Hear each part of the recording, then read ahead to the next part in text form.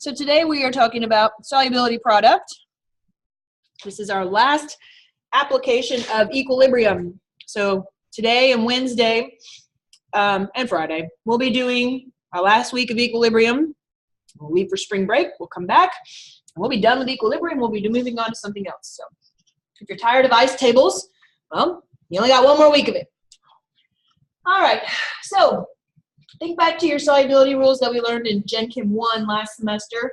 This is from a different textbook, but excuse me. You know your solubility rules from last semester, right? What you didn't know last semester is that when you dissolve a salt in water, that's actually an equilibrium process, okay? And where do we get those solubility rules that we learned last semester? Well, we actually get them from whether or not that dissolving process is reactive favored or product favored. Okay, so this is the general reaction for any salt when it dissolves in water. Okay, now this could be, it could be X2Y or X2Y3, right? Those coefficients, those subscripts are obviously going to come out as coefficients here, right? So you've got some sort of salt is in equilibrium with its cation and its anion, where again, A and B are just the coefficients. If this is XAYB, then that would be AB, right? So just make sure that you balance this, yes, when you dissociate your salt. So for instance, if it's CaCl2, then CaCl2 is in equilibrium with Ca2 plus 2Cl minus. And because this is an equilibrium, we can write an equilibrium expression. We call it KSP. SP stands for solubility product. And how come XY, the solid, is not represented here? Solids are not part of equilibrium expressions, right? So it'd be whatever this coefficient is, comes out as this, an exponent. Whatever this coefficient is, comes out as the exponent, okay? So if we're doing CaCl2, that'd be Ca2 plus 2Cl minus, right? So that'd be Ca2 plus to the first, Cl minus to the second, right? Because this coefficient here would be 2. So here's what I just said. I did calcium chloride a second ago. Here's barium chloride, right? Barium chloride would dissociate into barium ion and 2 chlorides. That 2 gets carried down here as an exponent. Okay, so take a second and write the dissociation equation and give me the KSP. I'll pause the video just to make sure we can do this. All right, let's go over these. So I actually did calcium chloride for you. I had forgotten that I put it on here as a practice problem. All right, there's calcium chloride's KSP. Magnesium sulfate, superscripts are both 1, right? And in chromium 3 hydroxide, chromium's exponent would be 1 and hydroxides would be 3, right? Because you need 3 hydroxides here. Don't forget, a coefficient comes out as an exponent. Do we agree on these 3 KSP expressions? Comes directly from the dissociation, which comes directly from the formula. Okay, so how do we define insoluble? Last semester we just said it doesn't dissolve. This semester, now that we know some equilibrium, we say that something that's insoluble is reactive favored. In other words, its KSP is less than 1, right? So that means the equilibrium lies on this side. What are we going to call something that's product favored? If something reactive favored is called insoluble, what would something product favored be called? Would that be called soluble or insoluble? That'd be called soluble, right? If something's soluble, that means it's product favored. Its KSP is going to be greater than 1. That means the equilibrium is going to be on this side. Do we understand how to distinguish between insoluble versus soluble?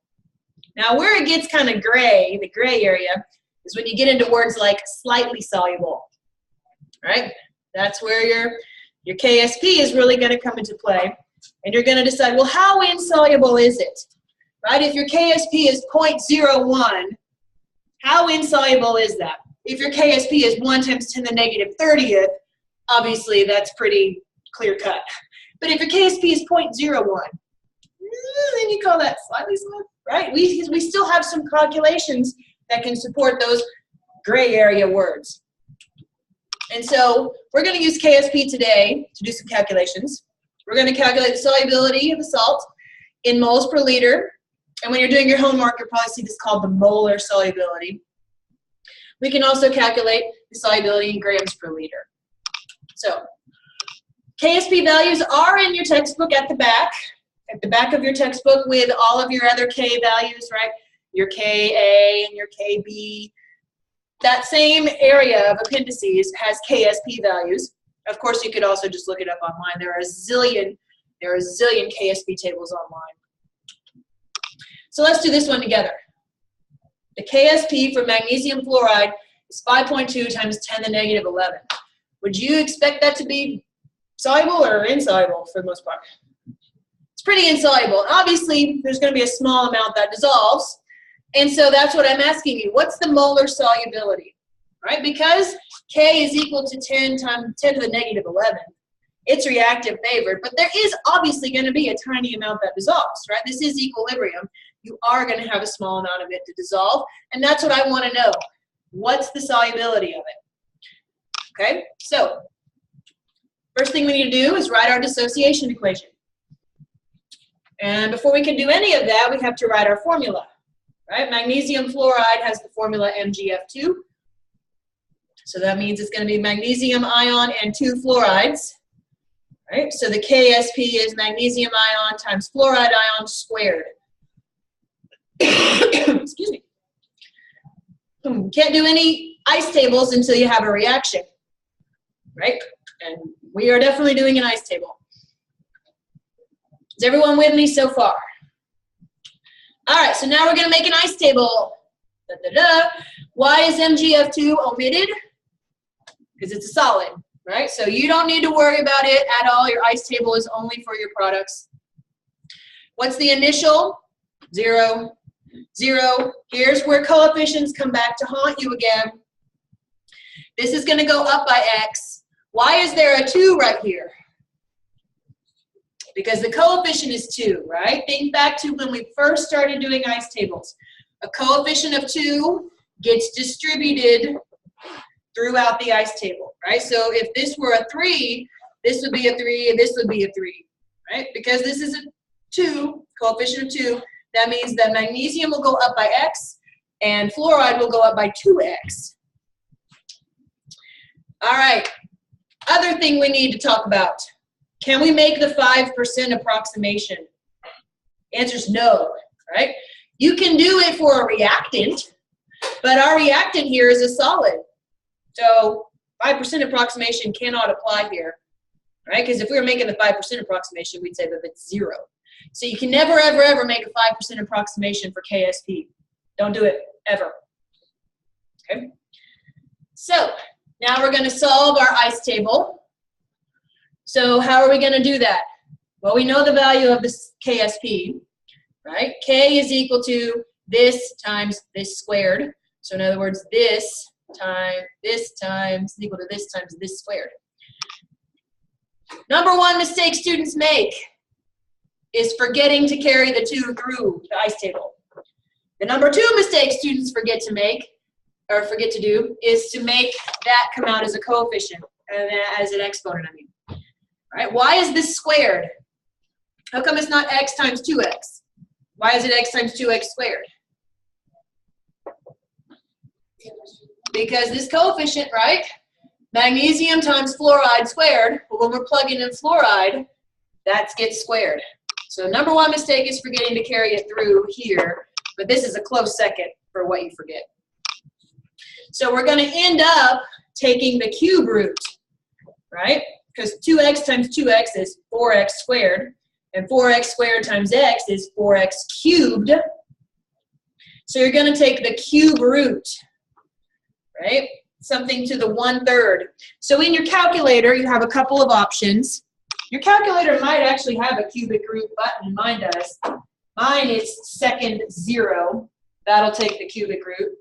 If you don't have a cube root button, you could just enter your number 1.3 times 10 to the negative 11, and then find your little caret button, right? So where is it on mine? There it is. And then raise it to the 1/3. So raise to the 1 divided by 3. Or raise it to the 0.33333. You should get the same answer either way.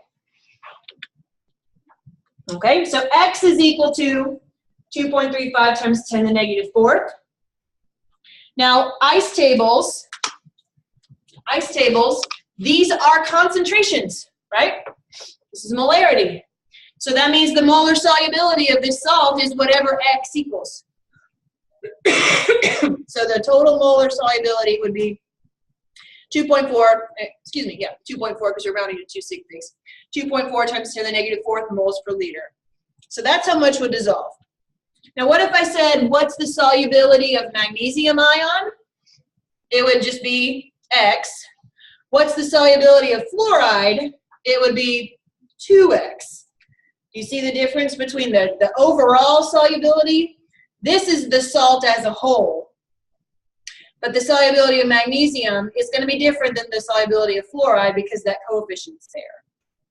Okay, so if I said, what would the molarity of the fluoride ion be? You'd have to multiply by 2. If I said, what would the molarity of magnesium be? It would just be whatever x is. Is everybody cool on how we did this? Everybody okay on using your calculator to take a cube root? I didn't get 2.35 times 10 to the negative 4. What did you get? I got a 9.33 times 10 to the negative 5. All right, let me double check my arithmetic. 1.3 e negative 11 cube root. I'm still getting the same value. You know that by 4.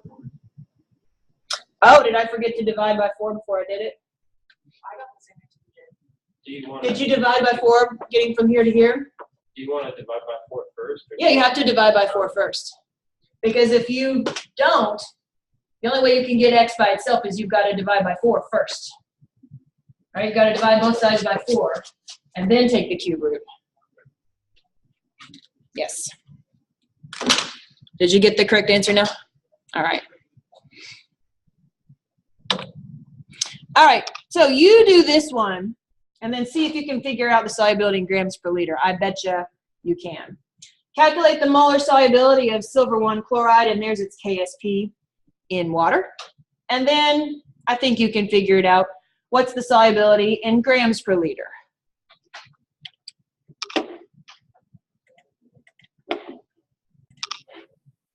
So here we have a problem that asks us for the molar solubility and then the solubility in grams per liter. How would you convert molar solubility to solubility in grams per liter? Molar solubility is moles per liter. Could you convert moles per liter to grams per liter? Is that something you're capable of doing? Yeah, how would you do that? You just use the molar mass, right? So here's our KSP. AgCl is in equilibrium with Ag plus and Cl minus. Coefficients are 1, 1 for both, so we don't have to worry about carrying any coefficients through, which is nice. And so the KSP is 1.8 times 10 to the negative 10th. So we take the square root this time. That's the molar solubility, 1.3 times 10 to the negative 5th moles per liter, right? Even though it's got a K times 10 to the negative 10th, you are still going to get a small amount of it to dissolve, right? That's its solubility in moles per liter. And then to get the solubility in grams per liter, all right, well, if 1.3 times 10 to the negative 5th moles per liter dissolve, the molar mass is 143.32 grams per mole, right? Moles cancel. That gives you units of grams per liter. So you just multiply by the molar mass. 1.9 times 10 to the negative 3rd grams per liter. Do we agree on this one? Any questions on how we got the solubility in grams per liter from the molar solubility? It's the molar mass of silver chloride. Mm-hmm.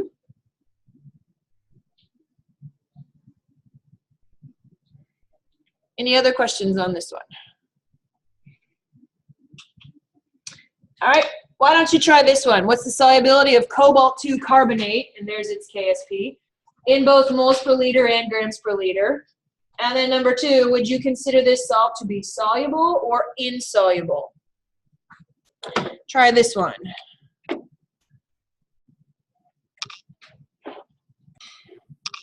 So we're calculating molar solubility and solubility in grams per liter. We're making an ice table.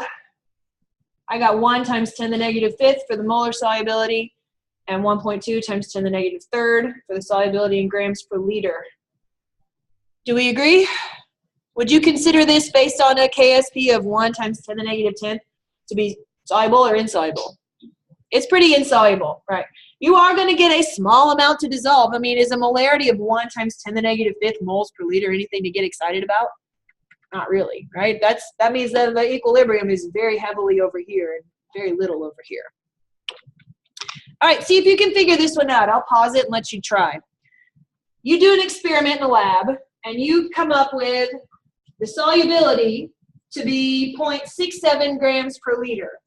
Based on that, what's KSP? See if you can figure this one out. You experimentally determine the solubility to be 0.67 grams per liter.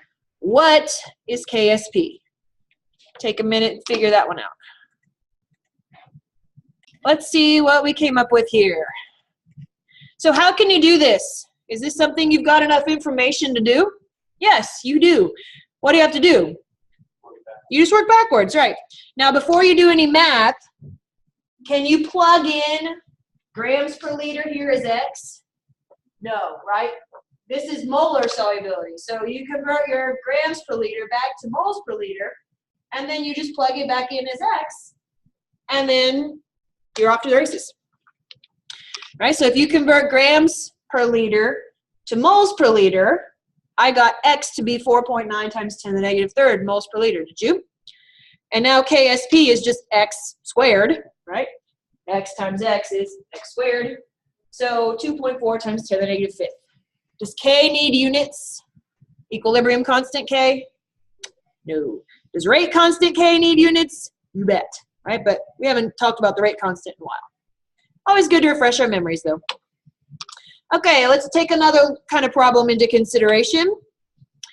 What mass of solute is dissolved in 100 milliliters of a saturated nickel 2 hydroxide solution? And there's its K. Okay, that K is times 10 to the negative 16th. So would we expect the mass of solute dissolved to be this gigantic number? Well, probably not, right, given that K value. So could you do this problem? I probably don't even need to walk you through it. What would you need to do? You need to know the molar solubility, right? How could you turn a molar solubility into mass if you're given a specific volume?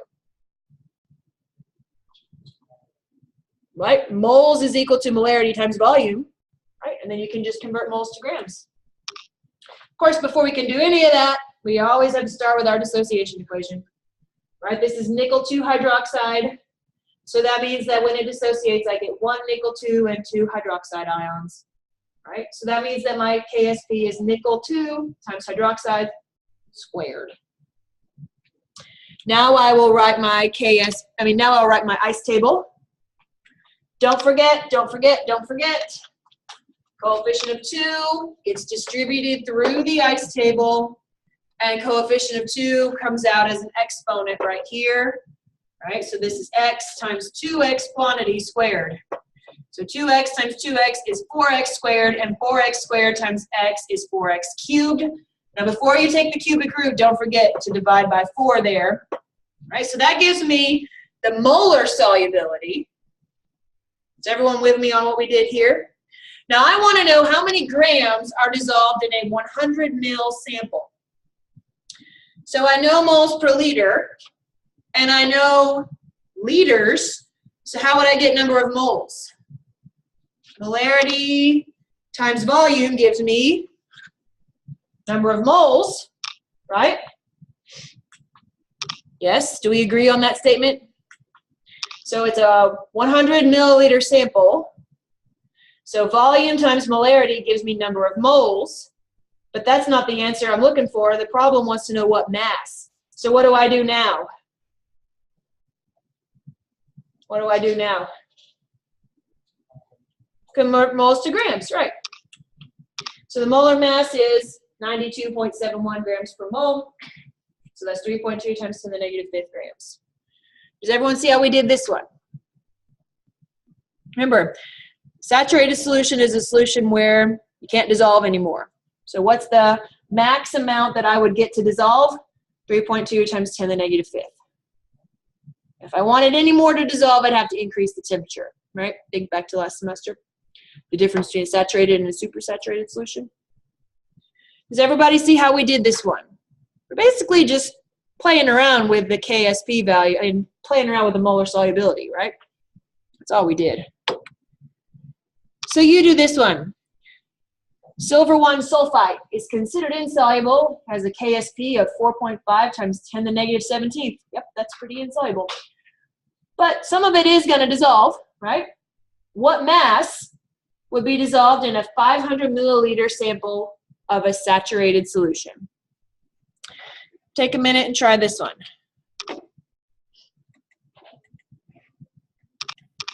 Let's see what we got. So this is silver 1 sulfite. We need to write its formula, right? Ag2SO3 is in equilibrium with 2 Ag plus sulfite. Right, so this coefficient of 2 comes out as a superscript here.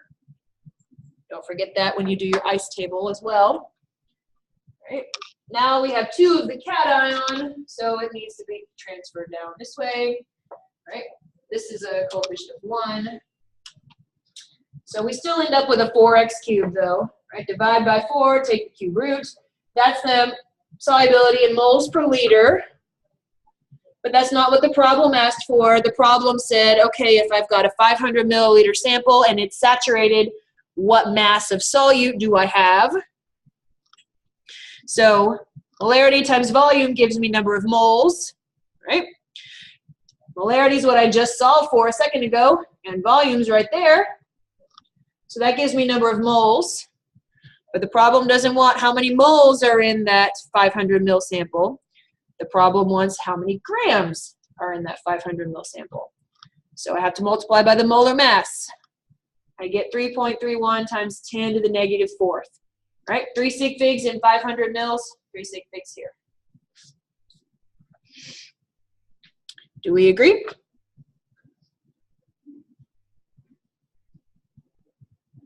Anyone need me to go back? Anyone need me to go back to the ice table? Or go back to the solving of X part?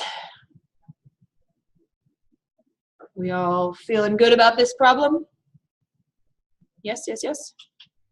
Okay, so far, all the problems we've dealt with have been in pure water, right? You're dissolving in pure water.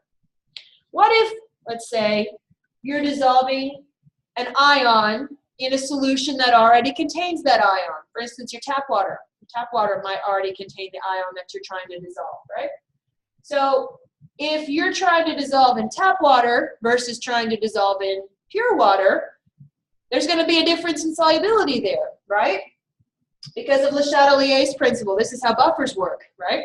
If your solution contains the ion that you're trying to dissolve, it's not going to dissolve as well because the ion that's already in there is going to prevent more from dissolving, right? It's going to shift the equilibrium away from the ion that you're trying to dissolve. This is Le Chatelier's principle. So in other words, dissolving in pure water versus dissolving in a solution that already has your ion in it, it's going to be different. Your solubility is going to go down. So let's do this one together.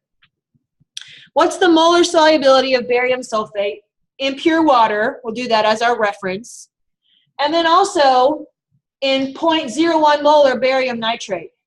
So what's the common ion here? Common ion will be barium, right? So would you expect the solubility to be higher in pure water or in the barium nitrate? In pure water, right? Because this is going to suppress the solubility of this. Let's do the math and kind of demonstrate to ourselves. So let's do it in pure water first. This is what we just did. All the ones we've done so far have been in pure water. Right? So barium sulfate is in equilibrium with barium and sulfate, right? 1 to 1. Nice, easy ice table. So to get our molar solubility, what are we going to end up doing? Cube root or square root? It's just going to be the square root, right? 1 times 10 to the negative 5th moles per liter. Nothing too nasty there. But now, let's do this again in a 0.01 molar barium nitrate. We're going to be using the common ion effect. So it's going to be similar to like what you did in buffers, right? It was 0 in pure water, but now the solution's already got barium in it. Does everyone see why this is 0.01? Because this is in barium nitrate that I'm trying to dissolve my barium sulfate. Trying to dissolve barium sulfate in barium nitrate. So I've already got barium in here. Can I use the 5% approximation? No, not allowed. Can't do it. Okay? Can't do it. This is not something we can do for a KSP problem. So make sure that you carry that all the way through and you do not approximate. Okay? So now, when I plug this in right here, plug this in right here, plug this in right here, what am I going to end up having to do? I'm going to have to end up solving the quadratic equation. Everybody's favorite thing to do, right? So I'm using A of 1, B of 0.01, and C of negative 1.1 times 10 to the negative 10th. Solving for my quadratic formula. I'm going to get 2 roots. One of them is going to be nonsense. You can always figure out which one's nonsense by trying to plug it back into the table. If you get a negative, you obviously don't pick that root. So here, I've skipped the math for you. It's 1.1 times 10 to the negative 8th. And so, I thought I had a slide comparing them. 1.1 times 10 to the negative 8th versus, what do we have in pure water? 1.1 times 10 to the negative 5th. That's a big difference, right? That's 3 orders of magnitude different. Excuse me. Did you have a question? So the 0.010 is the common ion. Right. That's the common ion. Yep. Yep. If we were trying to dissolve it in, let's say, lithium sulfate, then it would go with sulfate. You just put it whatever the common ion is. Yep. That's a good question. All right. So here's one for you to try. Calculate the molar solubility of silver 1 chloride in pure water, and then in 0.5 molar silver 1 iodide. And the KSP for silver 1 chloride is 1.6 times 10 to the negative 10th. So I'll pause it and let you try that. So let's see what we came up with. You're going to expect the solubility to go down in B, right? Because you have the common ion. What's the common ion? Ag+, right? That's the common ion. So solubility in pure water, I came up with 1.3 times 10 to the negative 5th moles per liter. Did you? That's the easy part. In B, we are calculating the solubility in a solution already containing Ag+, right? So we plug in our values here, we get a quadratic equation where A is 1, B is 0.5, and C is negative 1.6 times 10 to the negative 10th. When you do your quadratic equation, you get 2 roots, only one makes sense, 3.2 times 10 to the negative 10th. So we went from 10 to the negative 5th to 10 to the negative 10th. Is that a reasonable? Yeah, that's 0.5 molar that we're dissolving it in. So you would expect that to severely decrease the solubility, and it does, right? 3.2 times 10 to the negative 10th moles per liter is a very small concentration. All right, last kind of problem we're going to get to today. We've got a couple more we'll talk about on Wednesday, but the last one we're going to do today is we're going to talk about how do we use KSP to figure out if a precipitate will form. PPT is just shorthand for a precipitate. So we're going to use KSP to determine will a precipitate form or will it not. And we're going to do that by looking at the reaction quotient. Let's remind ourselves what Q is. Think back to the very beginning of the equilibrium chapter, so that would be week 3 to 4 of the semester, somewhere around there.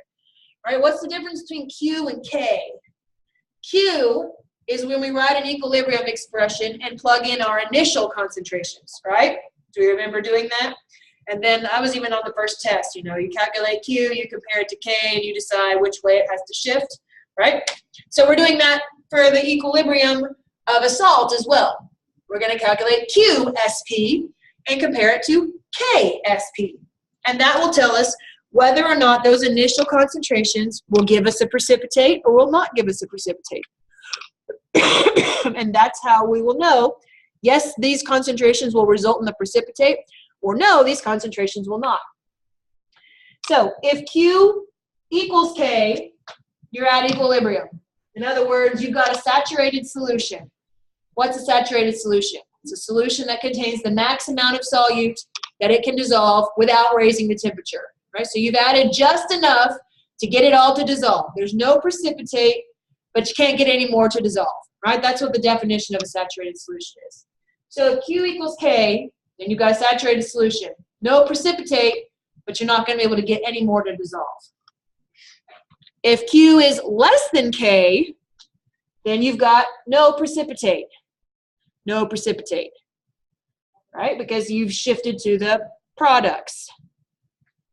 And if Q is greater than K, you do have a precipitate. You've shifted to the reactants.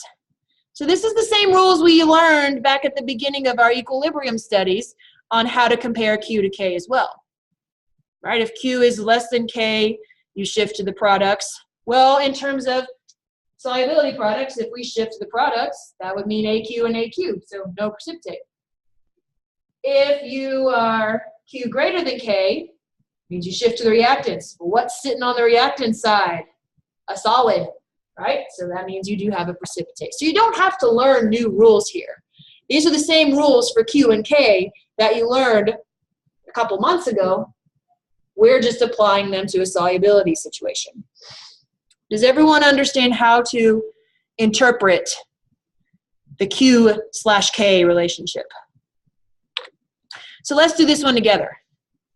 If 100 milliliters, excuse me, if 100 milliliters of 0.3 molar calcium ion is combined with 200 milliliters of a 0.06 molar fluoride ion, will a precipitate be observed?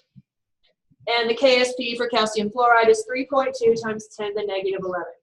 So my question to you is, this molarity and volume combined with this molarity and volume, is that enough to get us a precipitate? Yes or no?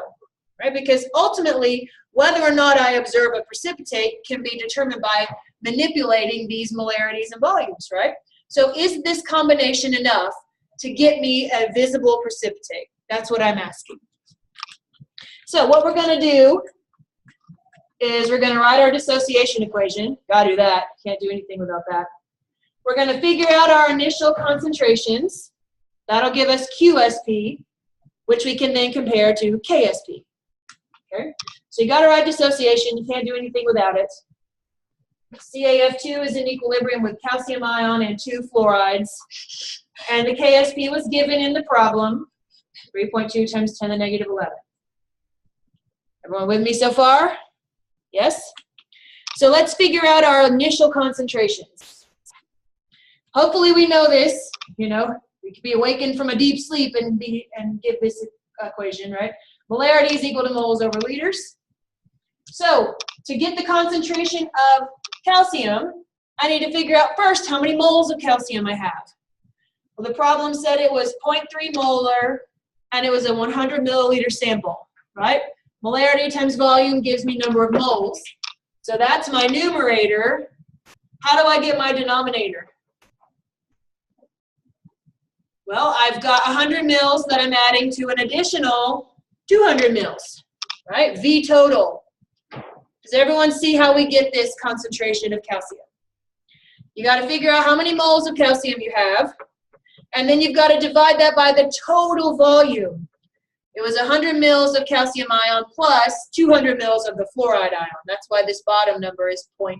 Does everyone see why we're dividing by 0.3? That's the total volume. We're going to do the same thing for number of moles of fluoride. Problem told me it was a 0.6 molar or 0.06 molar solution, and I had 200 milliliters of it, so that gives me 0.012 moles. So how do I get the concentration? Number of moles divided by total volume. Make sure this part makes sense, because these are the values I'm going to plug into QSP. Does this make sense? Does everyone see where this came from? We took our molarity times volume to get number of moles. Molarity times volume from the problem, get number of moles. And then the denominator is the same for both of them, because it's the same total volume. Now I plug that into my QSP expression. So my 0.1 and my 0.04. 0.1 and my 0.04. How come this one's squared? Coefficient of 2 right here. Right? Don't forget that 2 comes out as an exponent. So my QSP is 1.6 times 10 to the negative 4th. And now I compare. The problem told me K. I just figured out Q. Q here is greater than K. If Q is greater than K, you shift to reactants. What's on the reactant side? Solid. Therefore, you will have a precipitate. Does this make sense? You understand how to do this? All right, I've got a couple for you to try. If 10 mils, excuse me, of a 0.25 molar calcium solution is combined with 10 mils of a 0.25 molar hydroxide solution, will we get a precipitate? And the KSP for calcium hydroxide is 8 times 10 to the negative 6th. Try this one.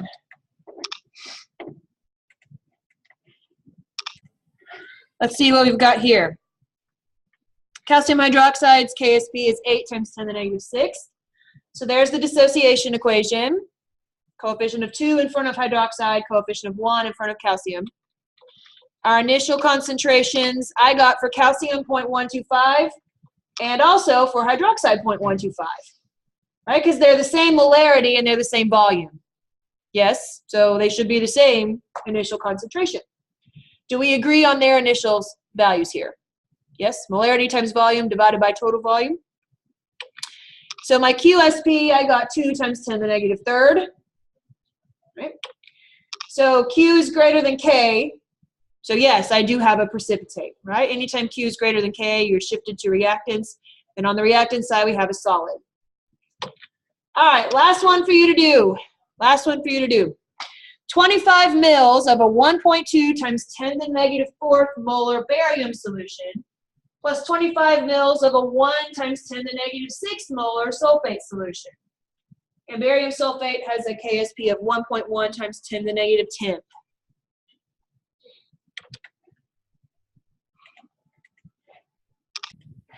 Last problem. Let's see what we got. Now, are these molarities big or small? Those are really small molarities. But we've got a pretty insoluble salt. So let's see. If these molarities are small enough, then we could get underneath this value, right? Because that's the goal. If you want it to be soluble, your QSP needs to be less than this. So is that molarity low enough to get underneath the threshold? So there's our dissociation equation. Our initial concentration, I got 4 times 10 to the negative 5th molar and 3.3 times 10 to the negative 7th molar. Those two molarities are pretty low. Is that low enough to get underneath the threshold for getting a precipitate? I get Q is equal to 1.3 times 10 to the negative 11th. Do you? So here's an example where a precipitate would not be present. Now usually barium sulfate's crazy insoluble, right? KSP is 10 to the negative 10. But our molarities and our volumes were low enough that we got a Q that's less than K. Right? So even for something really, really, really insoluble like barium sulfate, if your molarities and volumes are low enough, you can produce a situation that will give you no precipitate. Okay? So even for something really insoluble like barium sulfate, you can, if the concentration is low enough and the volume is low enough, make it so that it would not produce a precipitate. So that's where we're going to stop for today. We'll finish the rest of our KSP on Wednesday.